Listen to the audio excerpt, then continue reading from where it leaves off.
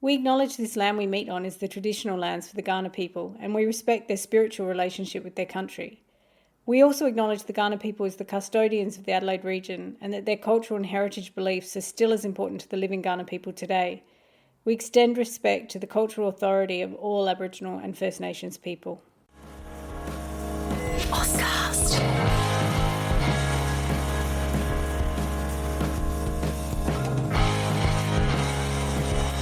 Amy And is a podcast that explores all kinds of bookish things, and that can include some pretty adult content. So please be aware that some of this content will be not safe for work or for young ears, and be careful who's listening when you are.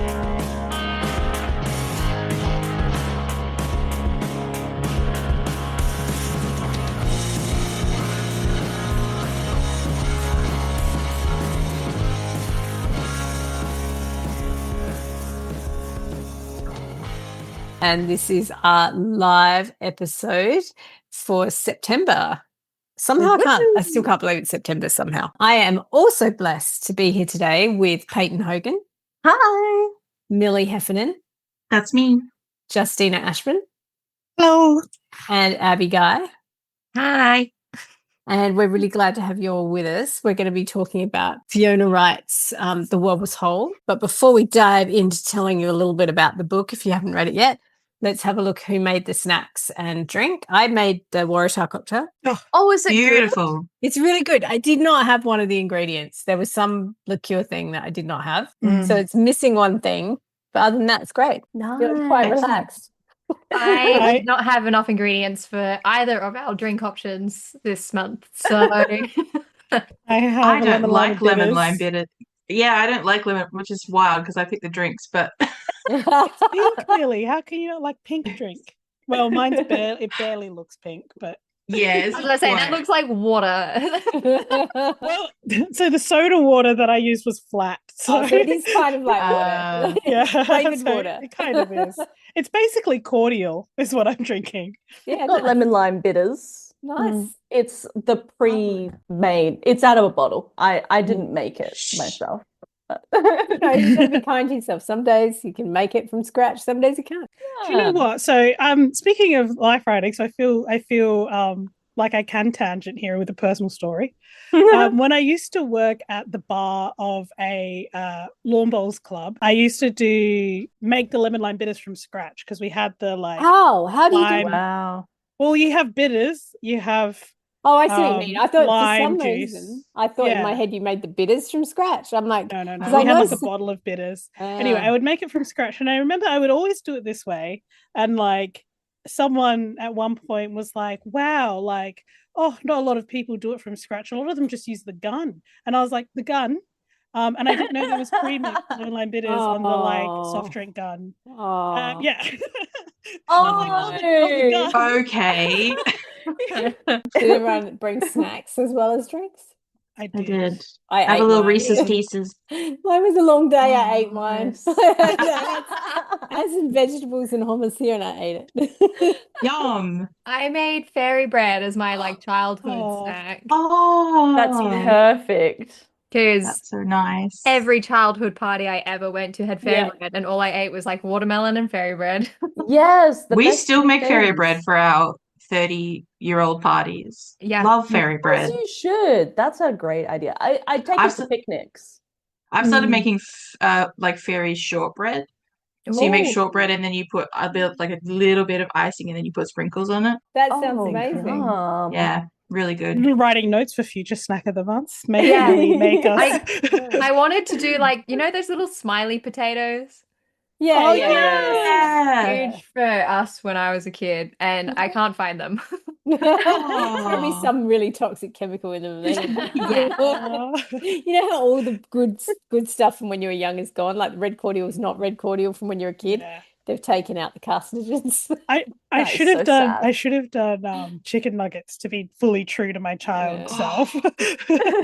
But no, I brought pili nuts. My mum always brings them back from the Philippines because we love them so much.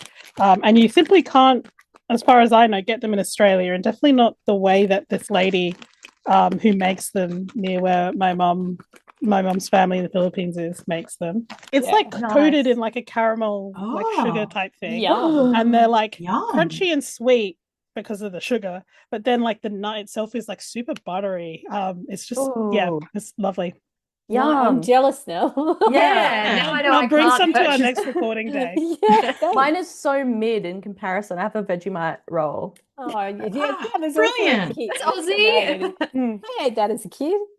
Yeah. All right, Fiona Wright, let's dive in. I'm going to just read a little bit about Fiona. Now, she's one of those authors I feel like I've heard about for years and have read her essays for years and is like just an Australian treasure is what I was going to say. Like she is one of those figures in Australian literature that I feel has seeped into the fabric of things.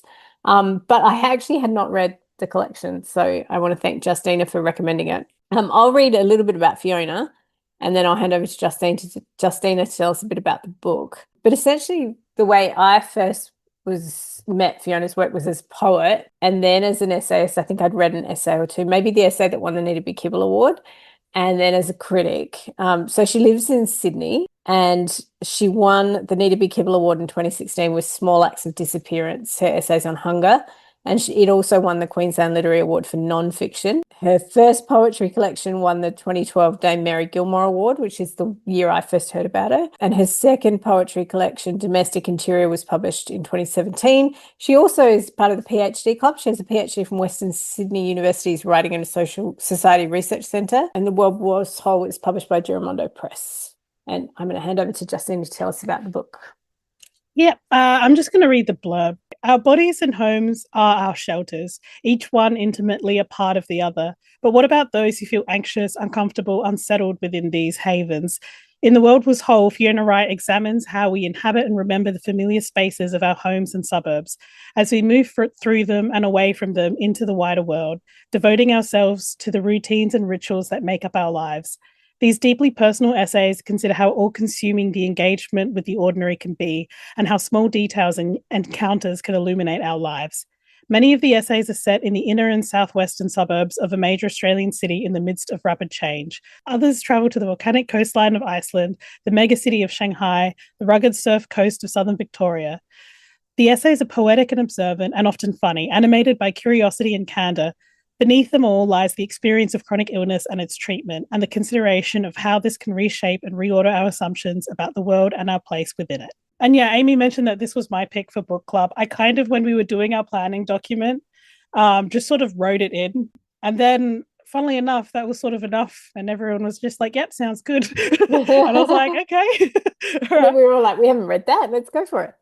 Yeah. Imagine if we hated it. We would have I actually kind of think, I mean, we love to be positive, be able to speak positively about books on this podcast, but I almost think having a like discussion where we all have totally different experiences of a book would be interesting. I think we should pick one day. I think for next year we should pick some kind of older book where the author's not necessarily alive, so we can really go to town. Yeah, a pity we liked Jane Austen so much. True. I just feel like it's such a thoughtful like meditation on like how to exist. I feel like that's something when I read it, I was really like trying to figure out, and I feel like is a constant thing everyone's trying to figure out. Just like, how do you be a person in the world? Which sounds so big, but it's like the problem of how to like make sense of your life and make sense of all the things around you and how you fit into it. It's interesting you said that, because I was thinking about them. Sometimes you do a meditation, and in loving kindness meditation, one of the lines is it's hard to be a person in a body in the world. And that when you said that, that's what I was thinking of, that the book really does capture the rub of being in a body and then the body in the world, and then the pleasure of small things, like the way her life, sometimes because of illness, sort of narrows down to being focused on these very everyday objects and experiences. And there's such a kind of beauty in it. Like, it doesn't feel suffocating. It feels like a intense concentration on every moment. Yeah, at the time that was definitely something I related to, and all that, like the ways that dealing with home and concepts of like place and how they change around you, and feeling either unfamiliar in a familiar place or feeling like you're in a new place that you don't fit into. Because I read it when I was living in Melbourne as well, which was my first time living outside of Adelaide. And so I was like very much kind of figuring out who I was in a new place, and then visiting home and both feeling like I was at home when I was home, but also a visitor in your own home. It was a lot of those strange feelings of not quite feeling like you're not quite sitting correctly in your surroundings, which I was like, yes, a lot of this like weird, unsettled unfamiliarity was something that I was really drawn to as well. Did anyone It's have very apt, that experience of like moving away from home, because I've moved interstate as well, and going back, not to Canberra necessarily, because my mum lives in Yass now, but even going back there, because I lived in about a year and a half in Yass, just going back and being like, oh, I'm at home with my family and I feel very at home with these people, but I don't know this space. I'm not familiar with the space. And so it's kind of like, can I sit here? Is it okay if I do this here? Can I use the kitchen? And Mom's like, yeah, just do whatever. I'm like, I know, but it feels weird. It was such an apt description of that feeling. I always think about the fact that I've lived in this house ever since I was born. And so the idea of moving around is so strange to me. And I already fear the day that I will have to move out of this place and how I'm going to deal with it. And being apart from everything here, never being able to just like look at this place again or come back inside this place. I hope that thinking about it now will prepare me for the loss, but I don't know if it will. Yeah, I have to say, as someone who like we rented a lot when I was a kid, so we didn't actually stay in a house for more than 12 months until I was 10 or 11, maybe 12, when my parents bought their first house. And I don't think it prepares you at all. I think it always feels like that. The weirdest sense of home for me, because we moved around quite a bit as well. This house we're in now is the longest we've been in a house, but I'm the opposite. I'm itching now. Like, we got to 5 years in this house and my mother and I were like, okay. And the next one, granted, we stayed another 5 after that, but now, yeah, I get too itchy in the same house for too long. But I find the weirdest sense of home, which is also probably a little tangenty, is seeing someone else's belongings in a home that you lived in.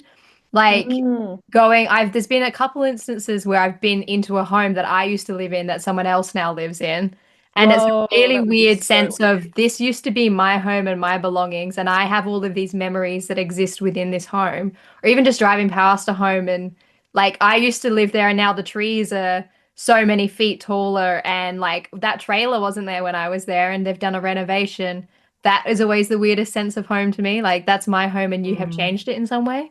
Yeah. I remember when I first moved to Melbourne, and then when I came back to Adelaide and I visited my old, they were still my friends, but also I had shared a house with them in Adelaide. I went and visited that same share house, but obviously I'd moved out and someone else had moved in, and I was like, oh, it's so weird to be in a place that was like my home with the people I lived with, but then also realize that there's like not really this isn't my home anymore, and I don't live here, and I don't fit in the same way. Yeah, it's very strange. I feel like I would feel so mad at people for living in there. I'd be like, get out. What are you doing in my house? Get out of my swamp.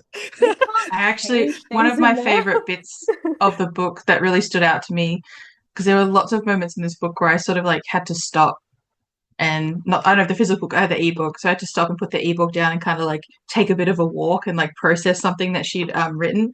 And it's towards the end of the book where she says, perhaps this is all that home is, the place where we know the rules.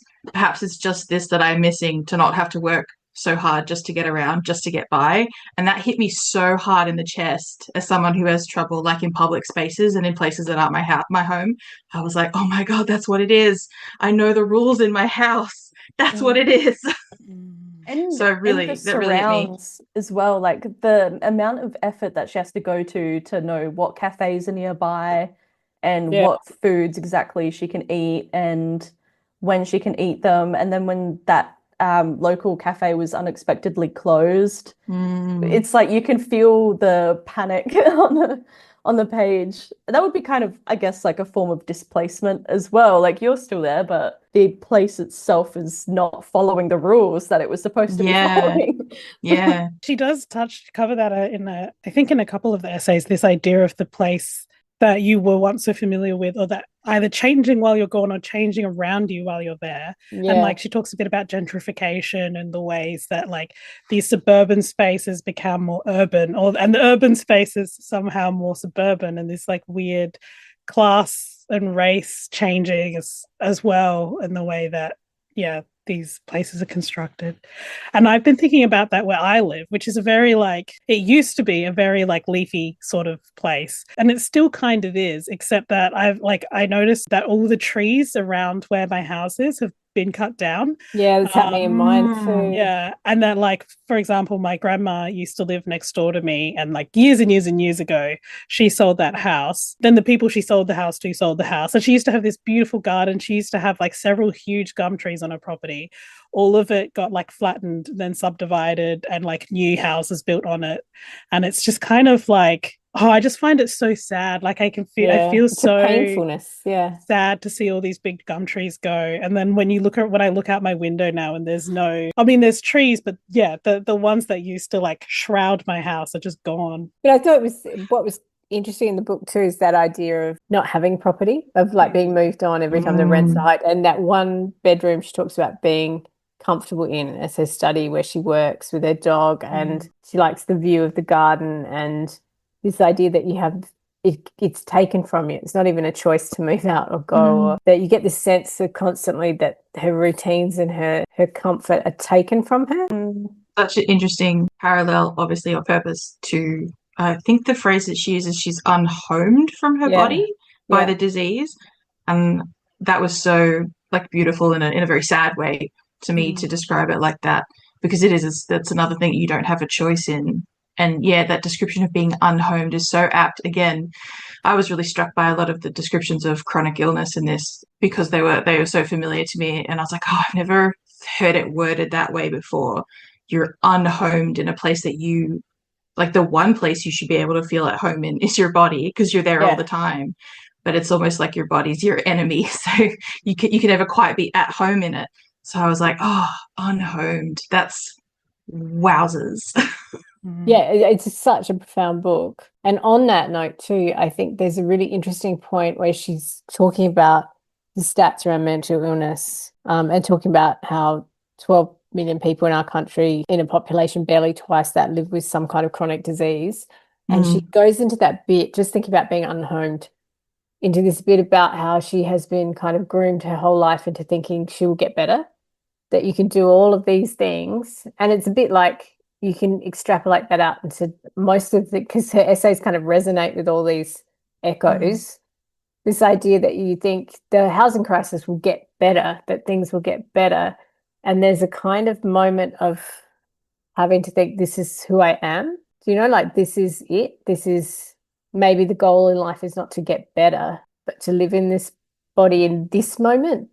Like, I felt like that kept coming up, that it's to stay here in this moment. And that's kind of the extreme sensory detail she puts in of what she's looking at, the smells, the dog, all of that daily life is around. And that's like, Peyton, when you were saying about moving out, I feel like the only way you get through it is by going, it's going to feel strange for a while, and not to expect it to be, you are unhomed and you're going to feel unhomed until this feels like home. I underlined so many. I won't be able to find them now, but I know the exact parts of the book that you're talking about, and I did underline quotes where she says something that I underlined and I thought it was beautiful, and then in the next paragraph she explains the idea of the social model of disability, and I felt the explanation she gave of it before she explained that model was actually even more, I don't know, it was just even better than what I've learned about the social model of disability, because even that model can be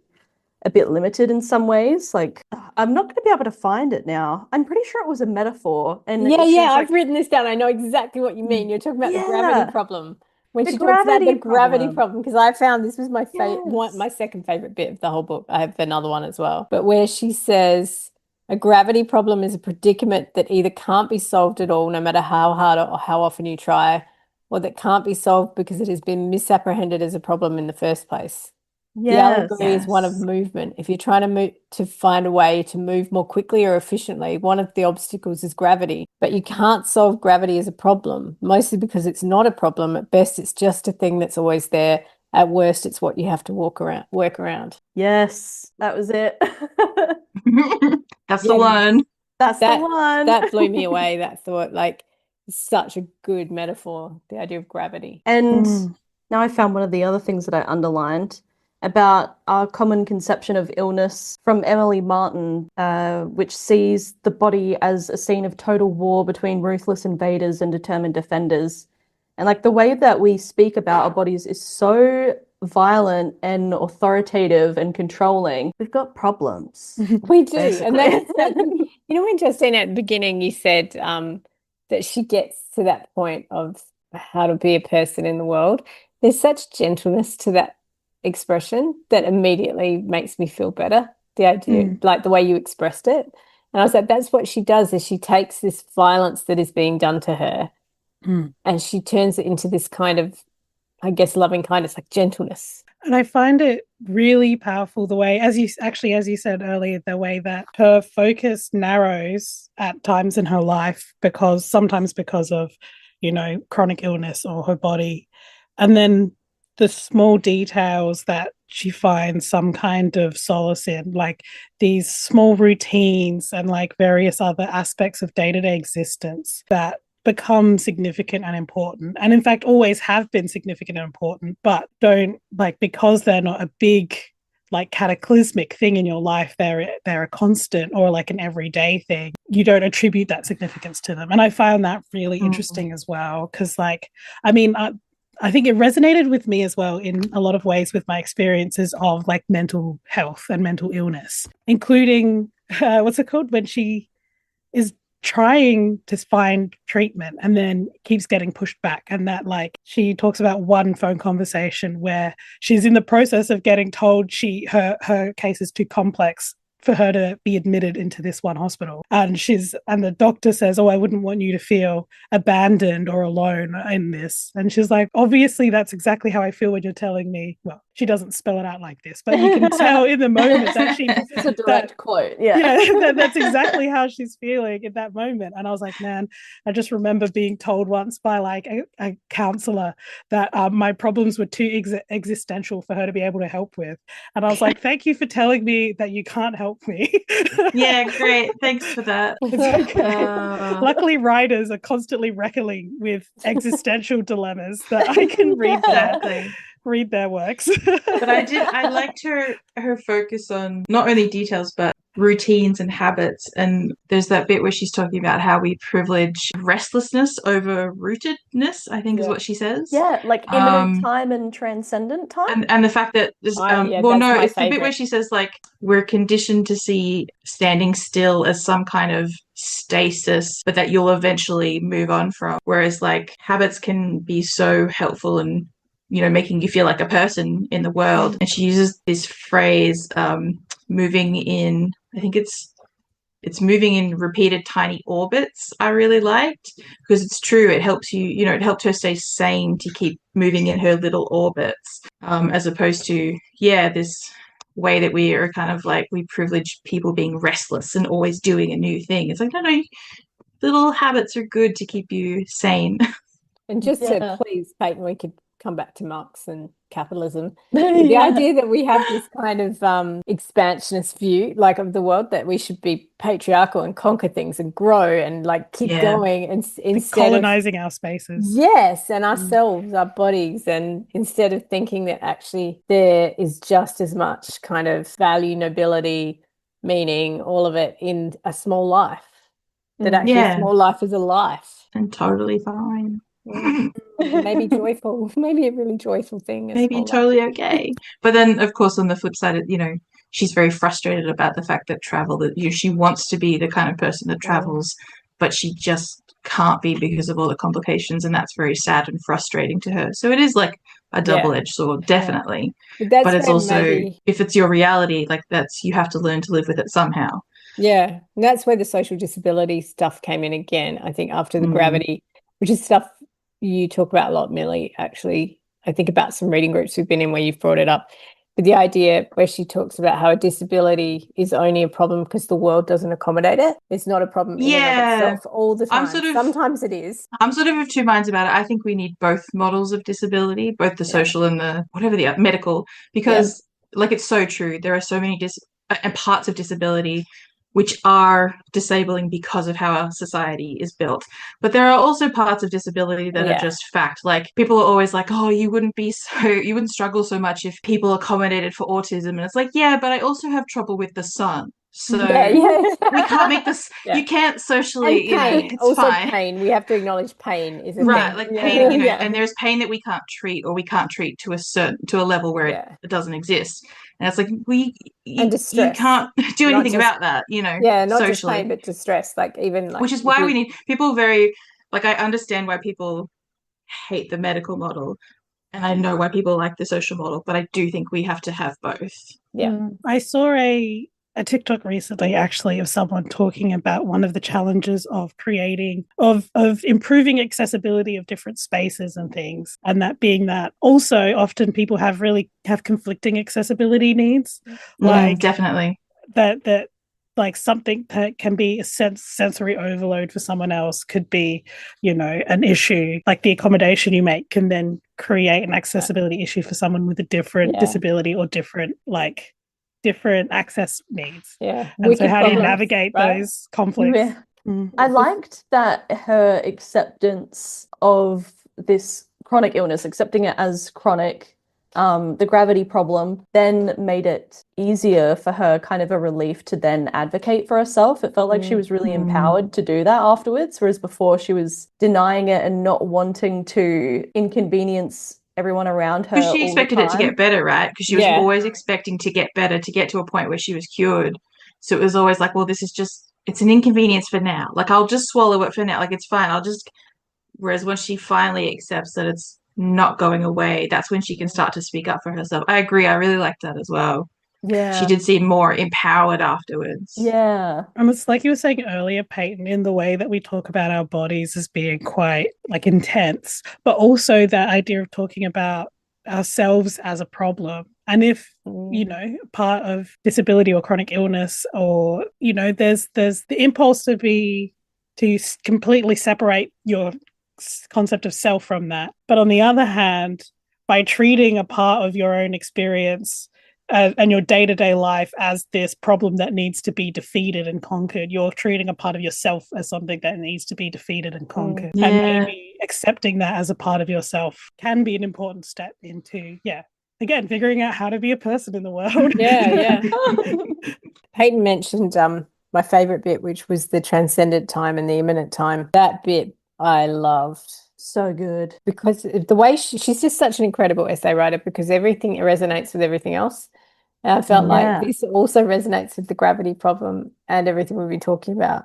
Yeah, everything, not only many different vignettes within an essay all make perfect sense together, but then every different essay makes so much sense together as well. I found the quote. Did you want to read it, or did you want me to read it? You read it. I read the last one. You read this one. Transcendent time is that rare luminous time of important or startling events, like travel or those intense first weeks of falling in love, or the sweeping grief of sudden loss, the shock of an argument that wounds. These are moments where we are transported out of our regular selves and assumptions, where time feels different, slowed, or furiously hastened. It is time that breaks the rules of everyday life. Imminent time, however, is the rules. It is regular, unruffled, it passes mostly without us noticing. But we need imminent time to rest, to reflect, to maintain our sense of self, and it is within imminent time that we live more completely and more often, if less intensely. It is here that we are at home, wherever we may physically be, and it was to here I needed to return at the end of every day in order to return to myself, which is exactly what Millie was saying before. The orbiting. Yeah. It's true. I feel like imminent time is my comfort zone. Yeah. It's nice to feel like maybe I don't have to be so ashamed of that. Yeah. I think that's what this does. I think the personal essay does this as a form. Like, I'm not an expert in the field, but, I think in the West, going back to the 16th century when people started writing personal essays. It's like a quest to kind of understand something about yourself, and then through that, I don't know, find some kind of way to make it okay. To like piece the bits together. Because once you start writing about yourself, have you guys done it much? Does anyone journal? Yeah, I journal I used to. a bit. The first thing I've written about myself is that we were each putting up bits of life writing for this month as part of this month. That's kind of the first. So beautiful, by the way. Anyone nailed it. go on. Everyone did really well. Every time someone put something up, I was like, oh my God, it's like we should be writers. Not just book clubbers. No, that's the first bit I've done, but I know that people journal all the time. And when I saw Justina's bit of journal, I was like, I've always seen journaling as like, and I know it's not, diary. I always see it as like a diary. And I'm like, no, you can do so much more with it. Yeah. I didn't put this on the post, but that was actually like the title of that notes app on my phone that I was journaling into was I think it said DIY CBT app, because my psychologist had recommended me a bunch of different CBT apps, but the idea of putting another app on my phone made me want to claw my skin off. So I was like, it's just a journal of what you think and feel at any given moment. So I just put it in my notes app, and then at first I was like, it started off as very like this, you kind of see it in that note where I just like thought, and I would describe something that happened, and then I would write just very clinically, this is the thought that I had, this is the feeling that I felt. And then I was like, actually this is a very interesting way to write about my life, and I started to kind of quite enjoy it. I really like it because I never journaled because I thought I would have to wait for something kind of remarkable to happen to me before I'd have something to worry about. And then it would inevitably just be a journal a quarter of the way full of me like ranting about people in my family who had upset me that day and nothing else. Also a valid form of journaling. Yeah, totally. Thank you. I was going to say my childhood diary is so funny because for a while I kept a diary. This would have been as like, I would say between the ages about 10 and 12. And it was because at that age, I really wanted to be a famous author. And one of my favorite authors was Roald Dahl. And I had read Boy and Going Solo, his autobiographical books. And I was like, well, I don't think I have a good enough memory to be able to just write that. So I was like, I need to journal all of this because it's going to be extremely important when I go to write my memoirs as a famous author. I envy people who journal because I was thinking that about Fiona Wright's book. I was like, I don't know how you remember all of that. I was thinking the same with Olivia De Silva's book. I don't know how you remember all of that stuff, especially like we don't in our everyday lives prioritize the mundane stuff. And I feel like we don't take the time to stop and think about it unless you're one of those unique, remarkable people who does recognize the importance of it and you do lock it into your memory. Except I think the reason I asked about journaling is because I think what often trips people up writing about the self is trying to make sense of it or get a linearity to it. Well, I bet, Peyton, if we set some exercises of write about something that happened when you were 5, or write about a Christmas from when you were growing up, or write about a birthday party, or write about your first bike, or I bet you could get the detail of stuff. Describe your first bedroom. Like, I don't know. Oh, I can do that. Hot pink walls. Yeah. I'm on Peyton's team though.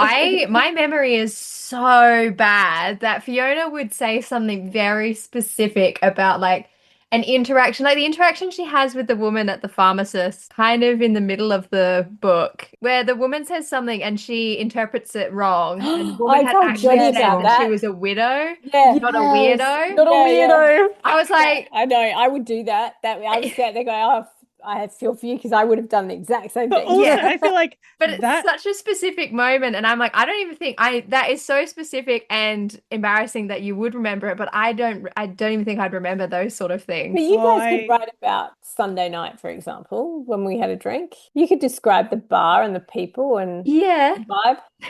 I feel like, I mean, I feel like part of it is practice, right? Like if you're in the business of writing about your own life, business is such a clinical way of putting it, but like if you're someone who journals or writes poetry or writes personal essays, like or even just puts things in like, your phone's notes app as you think about it. Like creating a bit of a record, but at the same time, memory is something that's so slippery that I feel like this impulse to try to accurately recollect our pasts is always going to be flawed. So you may as well lean into the slipperiness of it. And that's something Olivia De Silva talked about a little bit in our interview, of like not trying to make everything this incredibly like this perfect linear, very sort of traditional narrative, and actually leaning into all of the ways that things can be mirrored and layered and multifaceted.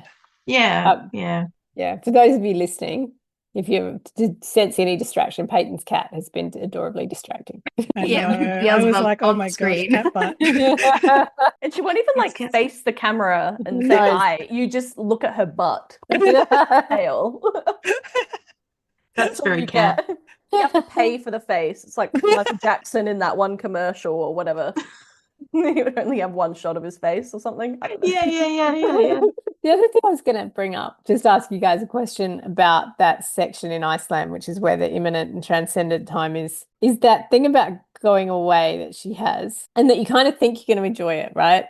Like you think I've been looking forward to this, I'm going to enjoy it. And then you get there and you're like, oh, it's a bit overwhelming. I don't know. And the way she immediately establishes new routines, that she establishes that orbit to cope. Like I go to this coffee shop, I go there at that time of day, this will happen. And that's how she recenters herself. And I thought that makes sense to me, because we just went away, and if we were staying somewhere, we went to the same coffee place every morning. Just like, so you've got that little orbit before you kick off. Yeah, we do that. We used to do that when we travel. When I was traveling, like with mum and my siblings and stuff. Yeah, it'd be like a place that we would go every day for breakfast or something. You know, I actually really love that about traveling. Yeah, especially if you stay in the same place for a little bit, like for more than a couple of days. But even you can even get this feeling in a couple of days, honestly.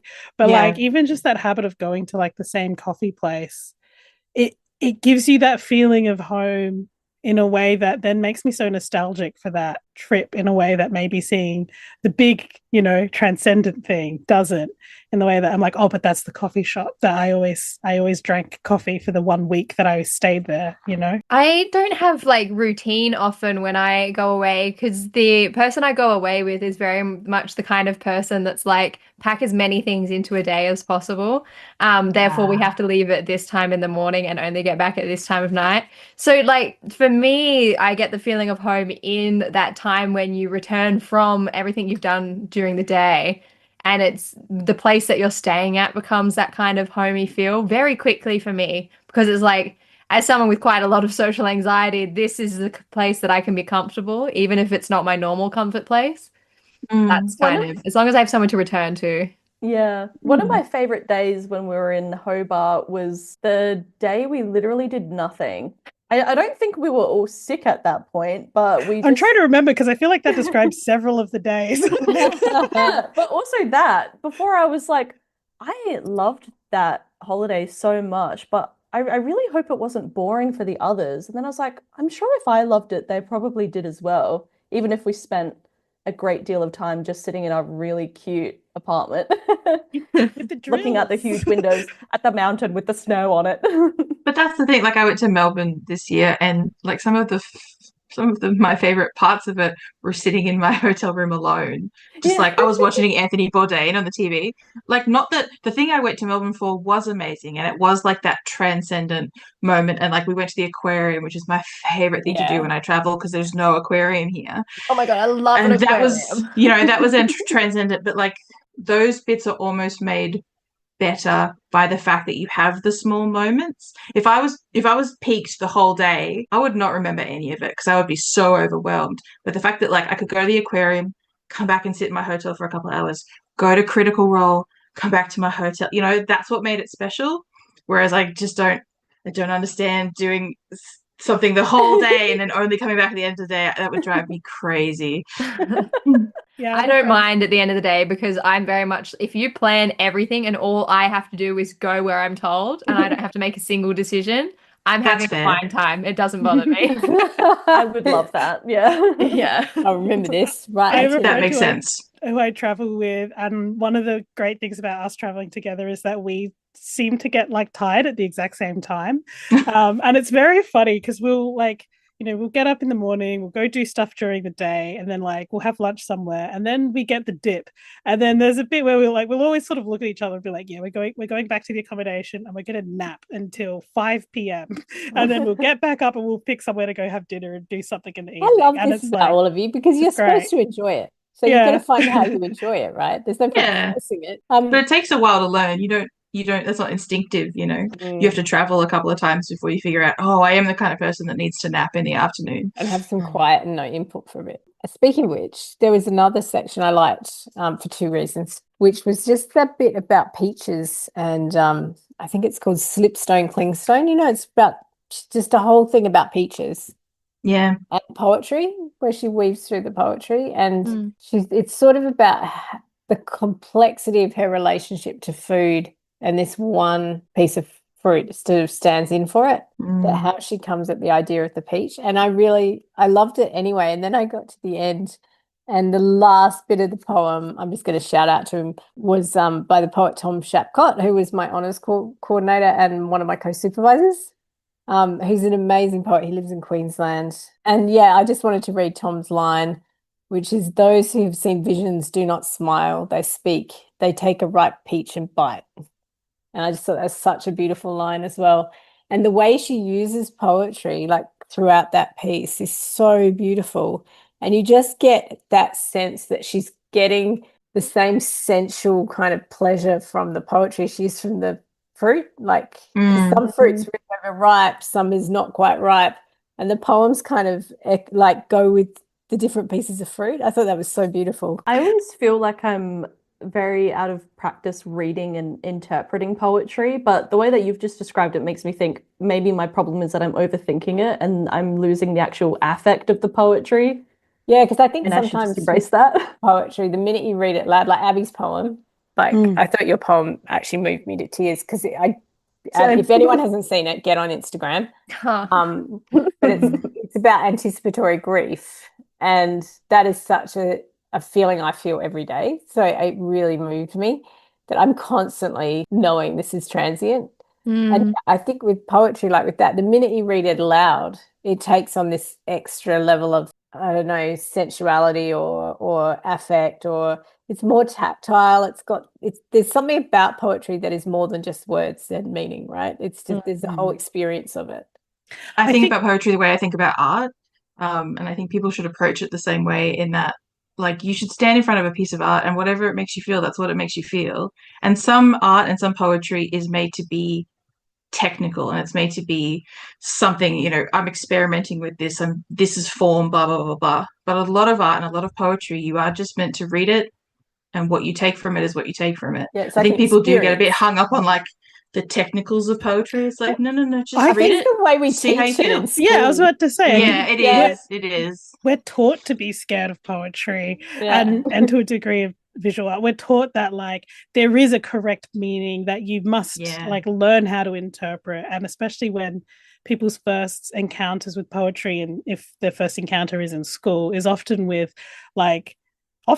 frankly Shakespeare, which is like it's no wonder that often people feel like poetry isn't something they even can relate to, or that they are in some ways not equipped to that poetry it. is something that has to be translated in some way. That it needs to have all the annotations. My first experience was in school, and it was more so like that poetry has rules. It has to meet these certain beats, and it has rules to it, where when you actually start reading poetry, which I'm not a huge poetry reader, but when you start reading poetry, there are no rules really to it, right? It's just that there are rules to some kind of poetry, but you can choose to follow them or you can choose not to. But it's also like romance, that the rules are supposed to disappear a bit, really. Like they're a scaffold, but actually you want the experience to be more than the sum of its parts. Yeah. I find that I really love, especially something like this, like as personal essays, but I love when poets write prose, because I often feel like there's so much that prose writers can learn from poetry and from the way they use words and like feel out all of the different meanings of words and think about how to phrase really hard to describe emotions and experiences. I just think there's like a really fascinating way that poets can like turn the world into words that I'm just like it ends up being like such beautiful prose as well. I used to write a bit of poetry more so like that as an exercise or a practice in writing like figurative language and stuff like that. And I would pretty much always drive to the beach, which I live right near, and I was always pretty much describing the same thing over and over and over again. And it made me Does it turn up in your novels? Like, do you find that? I think I almost go too far into metaphor territory, and I do too many metaphors, and it's all the time, and there are like multiple at once, and then I have to edit it down and just pick one. This is so interesting. I wanted to bring this up for the other life writing app, and I totally forgot. I cannot remember what her name is now, but there's a poet who teaches a class, like she teaches, and when she teaches, she gets her students to go away and just write observations. And she says, you're not don't write similes, don't write metaphors, just write down what you're observing. And the students really, really struggle with it at first, because our tendency is like with poetry to be like, I must create beautiful metaphors. But then eventually those students will start coming back and just having written straight observations. And she said that was some of the most beautiful poetry, because people don't stop and just write it plain anymore. And I was actually thinking about this while I was reading this book, because obviously there is beautiful simile and metaphor, and the whole book's a metaphor, but some of those sections where she's just describing people and like the people around her doing things and little interactions she's had with people really moved me, because even though it's written so quote plainly, it was still so beautiful just in its simpleness, I feel like. And so I totally get where you're coming from. Sometimes it's like we've gone so far this way with metaphor, it's like no, just write what you see, because that can still be really beautiful. Often when I was my most uninspired and I was like, I just need to write something, I think those were often my favorites, because it was a bit more stripped back. I was like, I'm just going to try and describe the color of the sky, and then that would be it. Do you do that, all of you, as you're walking around every day? Like, do you pick words? Like, how would I describe that? What would I do? Yeah, sometimes I do, I think. Yeah. I do it with dialogue mostly, and some of that is the autism, because it's like scripting and stuff. But a lot of the time I'll be having a conversation with someone and be like, how would I describe this? How would I put this down in dialogue? Yeah. I have a friend who was telling me part of what she's done, like part of what she's been doing with her like writing practice these days is doing these like morning pages, where I think a lot of writers do it, where you will just write for a certain amount of time in the morning. And it doesn't have to be any particular project. It could be journaling. It could be whatever. But and she was telling me, even if she has nothing, like if she feels like she has nothing in the tank, nothing to write about, she'll just describe what she can see and just start writing by just like you said, Millie, in that exercise, just like describing the view outside her window or something like that. And I was like, actually, that's such an important thing to practice. Yeah. Harking back to like what Millie was saying about how simple the language is, I feel like I felt that most in the line where she breaks up with her partner at the time. And it's just, it's like, because it's in that segmented style that she does in the vignette style, it's just a single line, and it's so simple and to the point of, this is what happened. We cried. There was nothing else that we could do. I felt that most in that moment, that there was no figurative language at all. It was so simple, and I felt quite moved by it. Yeah, and I think that underwriting actually makes emotion hit harder always. How are we going for time? I think we're nearly out of time. We've got about 5 minutes left. Oh my gosh. So any last things you want to say about? I mean, I'm really grateful you recommended it. I loved it. Oh, I really enjoyed it. Admit that I have not actually read Small Acts of Disappearance yet. So I feel like I should, considering how much I love this book. Well, if you have not yet got around to it, if you're listening to us and you have not yet read Fiona Wright's The World Was Whole, it is just moving, deeply moving, and it actually really made me pay attention to my daily life and really actually treasure my daily life, even the problematic bits. And now I guess it's time to announce what next month is. So we are somehow up to October. I'm not sure how. And so, of course, it's Halloween. So we're going to be doing some horror this month. We're going to have lots of special guests. We'll be talking about lots of aspects of horror. And then our book of the month is Feast While You Can. Which I can't remember what year it came out. Does anyone know? I think it was maybe late last year. It's recent. It was 2024. Yeah, late Yeah. last year. And it's by Michaela Clements and Anjali Datta. And we were lucky enough to get to interview them. So you will see our interview with them in the coming months. And they were just so fascinating about horror. I wish I'd had 5 hours to talk to them because they said a lot of the things that we've circled for years when we talk about romance and horror. So this book is like a mashup, kind of, but not. It's also like, I think it fulfills a horror. It's got romance in there as well, but not really romance so much as literary romance. I would say it's a much more literary book. So especially coming after Fiona Wright, I think it's a good book because it's still a more literary style and it was really unique. I don't know how you guys think. I've already read it clearly because I interviewed them. So I'm going to read it. I'm yet to read it, but I'm excited. I'm also yet to read it, but I'm very, very keen. And I will say I thought the audiobook was good, like was really good. So October isn't just Halloween though. No. Isn't it? Yeah, it's my birthday. It's a birthday. This one's a party big one. hard on the This is a Amy Ad Book Club. Big one, and it's feeling like a big one, I'll tell you that, guys.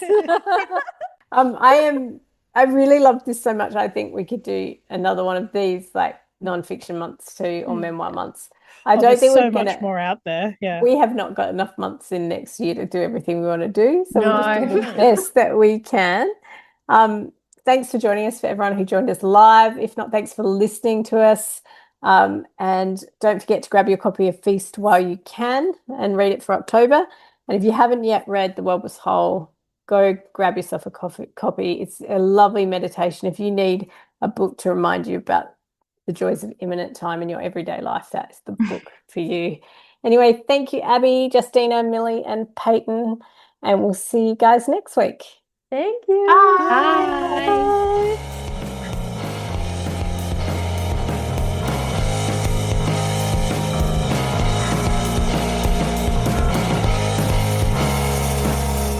Amy And is hosted by Amy Matthews, Abby Guy, Peyton Hogan, Justina Ashman, Harry Stewart and Millie Heffernan. This podcast is recorded on Gardenland with music by Anthony Wignall and Mass Wisteria. Our logos and branding are designed by Abby Guy. This episode was edited by Abby Guy.